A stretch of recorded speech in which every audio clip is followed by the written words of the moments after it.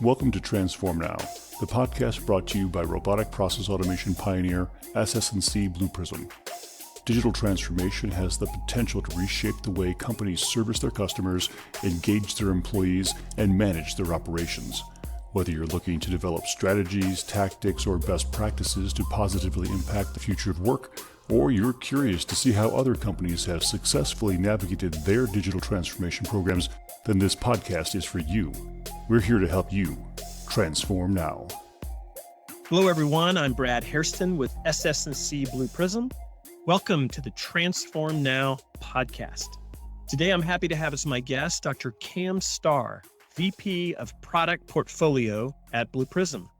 Kam has appeared on the podcast before to discuss the Cyborg Enterprise. Very interesting episode, I must say.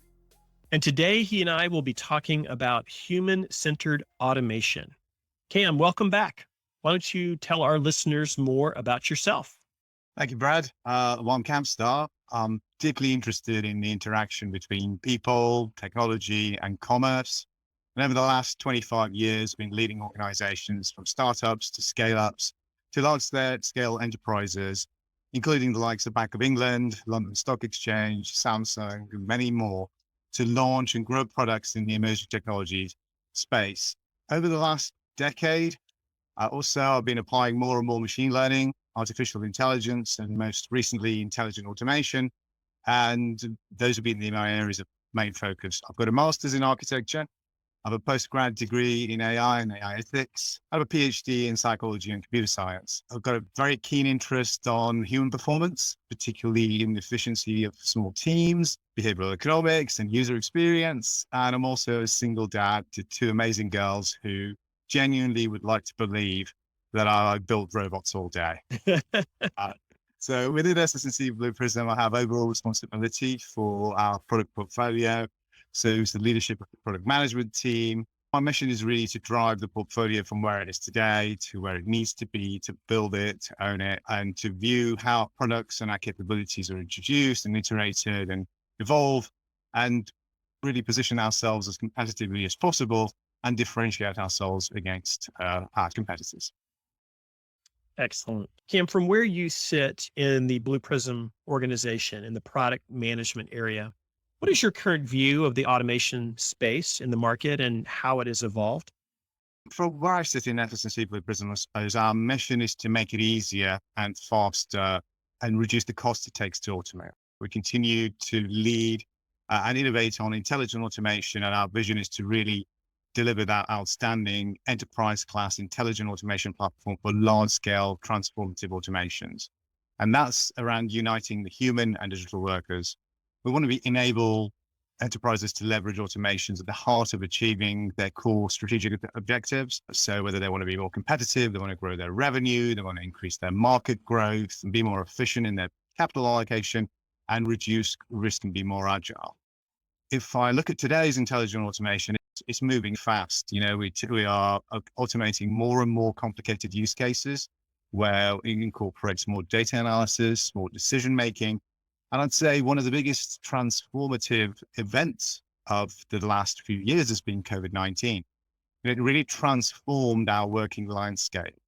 Some people have dubbed it as the great resignation. Others are calling it the great acceleration of automation technologies. There's a recent EY survey that highlighted over half of the corporations are already investing more in automation.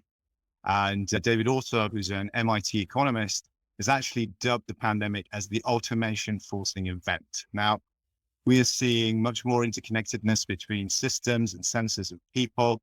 We are seeing this seemingly exponential growth and velocity in which the old industries and the ways of working are being replaced, as well as the wide range of sectors and firms that are experiencing disruption. All of this contributes to a rate of change that really surpasses anything we've experienced throughout history. And folks just have to look out, see just how many new things are coming online and how things are changing literally on a monthly basis. Now, we need even higher skill levels, including some which have generally been regarded as the niche. And we're seeing the automation of some of those things. So even leveraging things like creativity and decision-making, these are increasingly being automated or augmented through automation. So the landscape and change is just exponential. And that's what I'm seeing. So let's get into human-centered automation. I know this is something that you're very passionate about. How did it become an area of focus for you? It's a good question. So the main idea behind human-centered automation is to provide humans with the best possible tool for their work and make their lives easier. It's our duty as the proponents of automation to focus not just on taking over jobs or replacing humans, but actually help folks do their jobs better, make their jobs more exciting, and not just make it more efficient.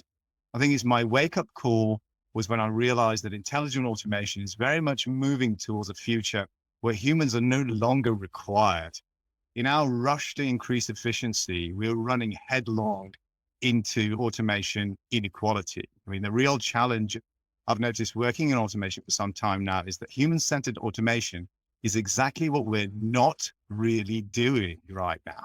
You know, although it's a common rhetoric, you hear it from CEOs, you hear it from software companies, you see it in the marketing material and presentations, that it's about people. You know, it's not just our company, every automation company. It really feels like every company that's looking to use automation. And when we talk about removing the boring and the mundane elements of work, or removing the repetitive, you know, perhaps once upon a time, the narrative was around keeping maybe 95% of the workforce and automate around the edges. But really the behind closed doors, the real narrative is away from the bright lights and you know, off the presentation stages is more like, why can't we automate to the point that we only need 1% of the people? You hear it in, let's automate end to end. Don't worry about process editing. Right. Let's automate the whole thing. And if we look at this domain of human-centered computing, which is an entire branch of science, and, you know, human-centered computing, we find study after study that where AI operating on its own performs better than AI and human teams. And this is fact, right? So it seems that systems with humans in the middle perform worse, and basically humans just make errors, they slow things down, they cause more problems. So this myth that human AI will collaborate and not just compete, and automation will be just making your life easier, I think that's a myth for the bygone age. I think this is the real wake-up call for me, that actually we need to spend time, we need to think about this, and this is a big deal because it's not going to be just something that happens from its, you know, by us not doing anything about it. Cam, how is human-centered automation changing the way we work and feel about our jobs? As technology advances, it becomes really necessary for us to change our perception on what it means to be an employee. You know, I'm working from home at the moment, and that might have been something that we wouldn't even possibly think about 5 years ago. We're seeing whole changes in the traditional white collar work. Something that had been traditionally seen as unautomatable is now very much within reach. And some of the most promising applications of intelligent automations are in the fields of finance, accounting, law, medicine, a lot of tasks that involve planning, predicting, and processes. Turns out intelligent automation is really well suited for those. So whilst some of us might be living in a world of denial that automation can never take my job, the reality is actually very different. Automation is making wholesale changes across industries. And in many cases, it's not the job being replaced, it's a whole business model that's being replaced. And there's something very different that's occurring. So take travel agents to even legal representatives, parking attendants being replaced by systems. Now, we've already seen a shift away from the traditional 9 to 5 workday. And this is for a whole number of reasons. And companies are also starting to see and adopt maybe a 4-day week to make sure everyone has got things to do. But this shift towards more flexible scheduling is partially been made possible because of an introduction of automation, digital workplace, you know, as a design. Now, my worry is that we're not heading towards human-centered automation as fast as much as we need to be doing. We're moving towards autonomous faster than collaborative. And we need to take heat. And if you let's take the world's 2 richest men, Elon Musk, you know, his is about autonomous. Let's take the human and take what he does, saying, driving all of that. Let's remove that need. Or Jeff Bezos, the second richest man on earth. He's made a whole career and business out of automating a lot of interactions that you would have had with people, replacing them by systems. And those systems are by and large autonomous, and the customers are trained to use that. And they actually increasingly prefer it. What I worry about by automation is the usual drive of efficiency is removing the need for people talking. And we're creating systems that remove actual human contact under the guise of this taking repetitive processes away from humans. And we may very well be delivering much less human workplace. Something just doesn't add up. We're supposed to be making humans' lives easier, but efficiency in the workplace has all but stalled. We look at the productivity in North America and Europe, that's stalled. And people are actually more stressed than ever before. There is much more automation. So something doesn't quite add up. If we are doing truly human-centered automation, would we be in this place? Are we, wouldn't we expect to have an increase in productivity? Wouldn't we expect to have a reduction in the level of stress? So this is where we need to take some stock. And I'll just give you some quick little examples of these are micro automations that you might have experienced. If you use Gmail, or if you use LinkedIn messages, or if you even use Microsoft Teams, you'll notice that there's an automated suggestion now of how to respond to a message. When somebody sends you something, they give you like 3 choices of something to say. It seems very efficient, right? It makes it easy. But over time, this is going to dehumanize us. This is going to turn us into automatons, and it's going to make life a lot more bland. And you're not really going to know if that person is really saying that, or was that a button out of a choice that they pressed?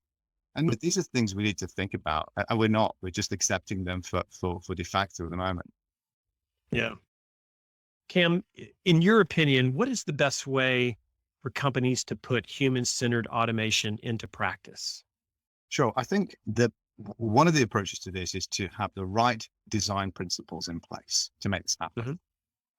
And so as part of designing human-centered automation within a digital workspace, we need to consider all the aspects of how employees interact with the company's technology, with their colleagues and with their customers.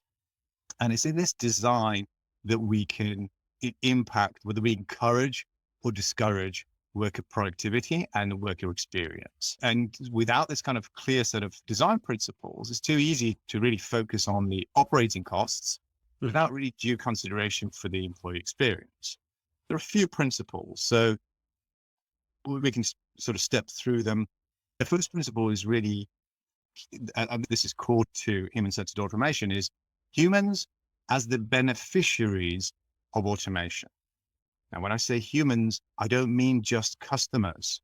I mean focusing on the outcomes for employees as well as the customers. So not just reducing the operating cost.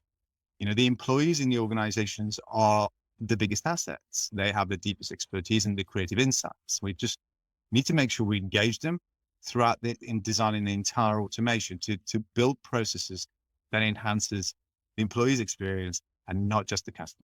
It would seem to be a pretty natural thing for a company to think of their human labor as their most important asset, but I often find that's not completely the case. Why do you think that is? I think it's commercial pressure, but by and large, doing more with less cost. If the automation is cheaper, it's faster, it's safer, why wouldn't a company leaders invest in it and to the detriment of their staff, right? We live, for better or worse, in a capitalist society where commercial success is defined by the returns to shareholders, which in turn relates directly to customer satisfaction. For most commodities, there's this kind of providing you deliver at a certain threshold of quality and experience. Right. The cost is the single most important factor. And if automation can reduce that cost, we do that. So another principle is to unite human and digital workers. So the second principle is to focus on how people and digital workers are working side by side. Digital workers and humans can make for a complementary team. Digital workers can help speed up some tedious tasks, and humans can focus on improving quality, managing complexity and building stronger connections with customers. When those two partners are working together in combinations, you potentially have the best team ever. When you talk about uniting human and digital workers, many people seem to view a digital worker or a bot as a technology that exists in the IT footprint. Why is it so important for them to think of a digital worker as a coworker instead? So I think our general perspective, our view of a robot is generally, or at least as a bot, is that the robot tends to work without people. It's doing something repetitively. It's not a friend so much as that it's something that's doing an activity. But if you think about a coworker, especially a good one, you'd think about someone who's adaptive, someone who's able to adjust to different circumstances to give you the feedback that you need, someone who's attentive, who's paying attention to you, and is perhaps changing what they're doing in order to fit you, to kind of work with you. And so, ideally someone who's collaborative, someone who works well with you, perhaps even someone who's inspirational, who you look forward to working with. Now, if we approach digital workers without that mindset, it's unlikely for us to build that kind of relationship and the kind of system that says, hey, digital workers can be adaptive, they can be attentive, they might even be inspirational. And so it's that approach and that view that can really help us as we shift the mindset from a bot in a server room to a coworker. Perhaps what we can do is through better design systems, work with humans, we could make that come true rather than working to replace them. So the third principle is building in the upskilling of the workforce into this transformation. Automation can be transformative, but as a part of that, we need to be transparent about the new skills needed and how the workforce can close the gap. A successful transformation needs companies to provide employees with information about the skills they have, the skills they're going to need and acquire, and close the gap between the knowledge. In the future, where automation does a lot more, all workers would benefit from upskilling on core human factors like empathy, managing complexity across multiple knowledge domains. That means if you're just doing one thing, actually being able to do multiple different things and seeing the connections, being able to improvise and make decisions when there is a lot of ambiguity and uncertainty. And these things are some of the core tenets of enhancing the skills of the employees are some of the core tenets of making sure these transformations are effective. Upskilling comes up a lot, as you know. Kam, which employees do you believe are the most important to upskill in most organizations? Honestly, I think all. I genuinely think All the above. all of the above. I don't think anyone is safe. I think if we at one point felt that planning or decision making is the role of a few and the rest are just doing, I think that's just a bygone age. I think it's for all. And it's something that to be quite holistic about how we approach automation, we need to consider all employees. So I wouldn't pick a favorite. I would certainly say that we need to look to upskill everyone in the organization. Very good. Very good. So just to review, those are great design principles, but you had one about humans as beneficiaries of automation, a second about uniting human and digital workers, and then the third one about building in upskilling. And if companies really embrace and put those things into practice, it's your opinion, they can do what you view as more human-centered automation. Is that fair? Absolutely fair. Yeah. So let's then talk about the flip side. Let's talk about the risk associated with human-centered automation. Could you touch on that? Sure. So I think the risk here is that if we don't pay attention when we need to, it almost feels like, at least from where I am, it feels almost like another ecological disaster, except that this one will hit more people even harder and faster unless we do something about it. If we just focus in removing the inefficiencies of human interaction, we're going to end up taking the joy out of work. I don't know if we're going to have mass unemployment. I suspect that is very much a possibility. And this idea that machines are coming after our jobs, it's natural to worry about the impact of automation on the future, but this time it is different. And when folks point at history and go, well, it didn't happen quite the last industrial revolution or the one before that, and people managed, we didn't have machines that could mimic what the brain does. And we are starting to see that. What will we do when the machines are taken over? The risk isn't just even that. It's just even the worry of that. The risk of employees being demotivated, they're being anxious, being worried, even frightened is genuine. And depending on where you look, there are folks who are genuinely worried, especially given that automation's transformed a lot of industries, including probably most notably manufacturing, but increasingly in retail, in finance, in healthcare. Things are changing. There's a challenge that we have, how to ensure that the workforce is prepared for this change before it happens. And that's for me, the real risk is we just negate it. We just park it and say, yeah, don't worry about humans so much. Let's just automate. And we end up in somewhere that is quite dystopian. And we have that automation inequality where the rewards are just for a few and the fallout is many. So how can employers mitigate these risks, Kam? I think employers need to manage these risks by really preparing the employees for what is coming. That means investing more in their employee skill set, fostering greater trust and accountability on the direction and the impact of automation to make sure that the employees can contribute to the design and the reimagining of the processes with the automation in mind. If you think back to taking the joy out of work, it's not so much fun if you come and make everything Six Sigma and everybody hates working there. So there is something to be said here about just taking some direction from the people who built the business, who are in the business. And, at the same time, providing clear understanding, as employees to the employer about how and why these new technologies can be leveraged, how digital co-workers can enhance their experience and really include them in the conversation and in its direction. So Kam, let's wrap up on this question. How does your passion for human-centered automation impact your role at Blue Prism, in which you have overall responsibility for all aspects of the product portfolio? So, I genuinely feel it's my duty to make sure we consider our collective future. Within my role as a father, thinking about the future of my children, the future my children will be living in, what kind of work they'll be doing. And it's difficult. On the one hand, we have this march, an endless march, faster exponential march towards intelligent automation, which is getting smarter all the time. And it feels entirely relentless.